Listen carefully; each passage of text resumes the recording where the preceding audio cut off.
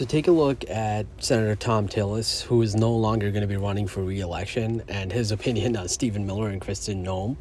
And he basically points out the fact that Stephen Miller and Kristi Noem made statements prior to actually knowing the facts of what happened with the Pretti shooting.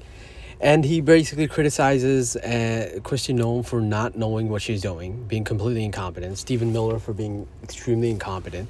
And he later on, which is not shown in the video, basically says that if it was up to him, he would go ahead and fire both of them. This kind of shows where we're at with this entire ICE operation and the people running it. Noem and Miller are just kind of symbolic of this administration's people that just want to step forward and make political statements instead of actually just doing their job.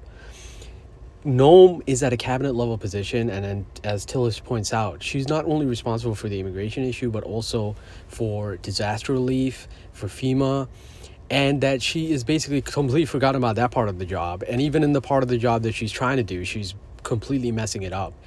And Tillis is careful not to criticize President Trump on this, but basically points out that they have become a liability for his administration.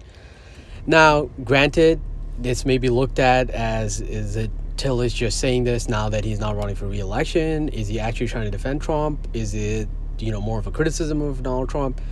We don't know. The North Carolina sit is going to be up for re-election. It's going to be competitive, even though it's going to be Republican leaning. But I just thought it was very interesting to hear somebody from the Republican side that kind of has the maneuverability to speak on the issues that are facing. Even if you are a Donald Trump supporter or whether you oppose him, this is kind of like a very balanced, moderate take on what's going on right now. And this is the administration's issue with some of these people, like Kash Patel, who continues to go out and make statements prior to the facts or investigation playing out. So go ahead and listen to Thom Tillis and his opinion, and let me know what you think. And we'll be sharing this information. We've done a Trump 1, Trump 2 comparison of disaster relief.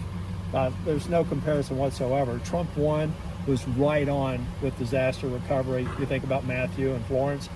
And this one, she's not even handling the other part of her job. I mean, at one point she thought FEMA should be eliminated. To give you an idea of how incompetent I think she is, she actually thought FEMA should be eliminated. And when she had a FEMA director said he didn't think that was a good idea, she fired him within 24 hours. Now she understands that that is an important part of her job. These are like amateurish assistant manager sort of thought processes going into somebody who's a secretary in a cabinet level position. It's unacceptable. Does she need to step down? Does she need to? Stephen Miller is in the same boat. This guy, after doing the stupid comments he made about Greenland getting the president in a difficult circumstance, is one of the people that came out publicly and said that this guy was a terrorist before he had even talked with anybody on the ground, and that's clearly not the case now.